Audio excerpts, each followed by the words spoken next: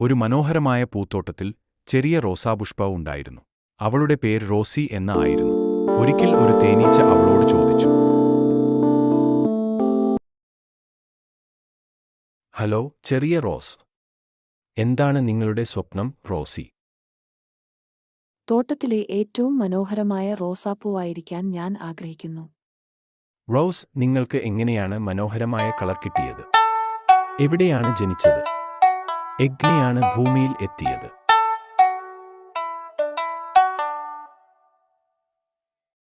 ഞങ്ങൾ ഏതു കാലാവസ്ഥയിലും വളരും. ഞങ്ങളെ പൂക്കളുടെ രാജകുമാരി എന്ന് എല്ലാവരും വിളിക്കുക. ഏഷ്യയിലാണ് സ്നേഹത്തിനും സന്ദേശത്തിനും എല്ലാം. അവിടെ ഒരു രാജകുമാരി ഉണ്ടായിരുന്നു.